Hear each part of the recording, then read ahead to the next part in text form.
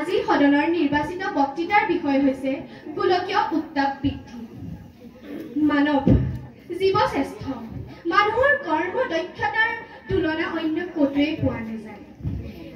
ক্ৰমবশতঃ শিক্ষাৰ উন্নতি ঘটিছে যদিও মানুহে এই কথা উপলব্ধি কৰিব পৰা নাই যে পৃথিৱীখনক অন্ধকাৰৰ মাজেৰে ঠেলি পঠিওৱা মূল দায়ী হ'ল আমাৰ মানুহ আৰু মানৱ সৃষ্ট সম্পদসমূহ। গ্লোবেল ওয়াৰ্মিং এই শব্দটিৰ অৰ্থ আমি সকলোৱে জানো। জানিও কিয় আজি এই মাত্ৰ পৰ্যন্ত আমি বায়ু প্ৰদূষণ কৰিবলৈ এৰা নাই। সেউজগৃহ গেছৰ বাবে আফ্ৰিকাত থকা অজন স্তৰৰ মাজত ইতিমধ্যে এটা সুৰুঙা দেখা গৈছে আৰু দেখা গৈছে উত্তাপ বৃদ্ধিৰ তাণ্ডৱ নৃত্য।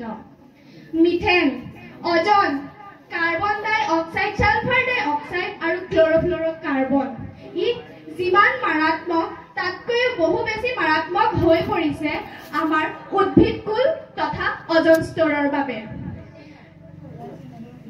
এই কথাতে কৈ থওঁ যে আমাৰ বৰ্তমানৰ মুখ্যমন্ত্ৰী ডক্টৰ হিমন্ত বিশ্ব শৰ্মাই যি অমৃত বৃক্ষ আন্দোলনৰ যি পদক্ষেপ হাতত লৈছে ই সদায় অসমবাসীৰ বাবে স্মৰণীয়।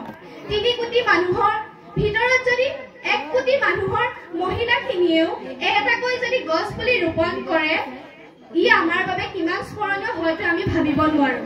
যাদৱ পায়েং অৰ্থাৎ মলাই মাজুলীৰ নিৰ্বাসী এইজন মানুহক আমি অৰণ্য মানৱ হিচাপে জানো। এওঁ কিমান মহান, এওঁৰ কৰ্মদক্ষতা কিমান উন্নত সেয়া আমি সকলোৱে জানো।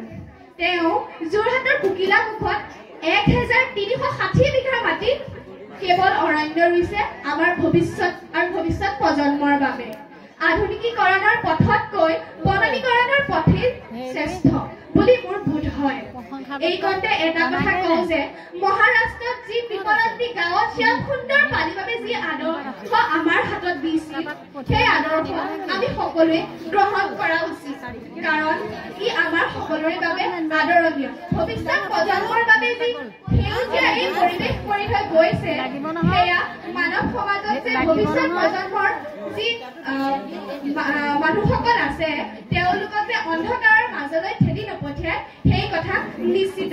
আমি সকলোৱে সজাগ হোৱা উচিত যে আমি বায়ু প্ৰদূষণ কৰিব নালাগে। সেউজগৃহ উত্তাপ বৃদ্ধিৰ যি তাণ্ডৱ নৃত্য সেয়া আমাৰ এই অসমৰ মৌচুমী জলবায়ুত থকা এই ৩০০ পৰ্যন্ত বৰষুণ হোৱা ঠাইবোৰতো কেতিয়াবা যে মৰুভূমি দেখা দিব সেয়া কোনো মানে নাই।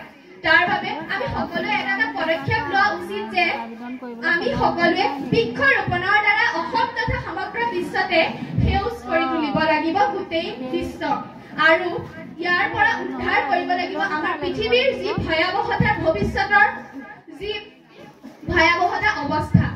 আৰু এই কথাতে কৈ থওঁ যে প্ৰতিজন মানুহে সজাগ হ'ব লাগিব। ইয়াৰ একমাত্ৰ বিকল্প উপায় হ'ল বৃক্ষৰোপণ। কেৱল বৃক্ষৰোপণ, অসীমিত ৰূপত বৃক্ষৰোপণ কৰক আৰু সীমিত সংখ্যক যান বাহন আৰু কাৰখানাসমূহৰ ঔদ্যোগিকৰণ কৰক। এই বৃক্ষৰ ঔদ্যোগিকৰণ আৰু নিৰ্বননীকৰণৰ ফলতে আজি আমাৰ সমাজত কাৰ্বন ডাই অক্সাইড অজন স্তৰত যি ক্ষতি সাধন কৰিছে সেয়া অবাঞ্ছনীয়। পৃথিৱীত পূৰ্বত যি এটা উত্তপ্ত বাষ্পপিণ্ড হৈ আছিল সেই কথা আমি সকলোৱে জানো, কিন্তু ভৱিষ্যতেও যাতে এই পৃথিৱীখনে সেউজীয়া হৈ থকা পানীৰে পৰিপূৰ্ণ হৈ থকা পৃথিৱীখন যেন ভৱিষ্যতেও এটা গোলকীয় উত্তাপ বৃদ্ধিৰ ফলত এটা জ্বলন্ত বাষ্পপিণ্ডলৈ পৰিণত নহয় তাৰ বাবে আমি হ'ব লাগিব সজাগ। ইয়াকে কৈ মোৰ চমু বক্তব্য সামৰি মাৰিছো।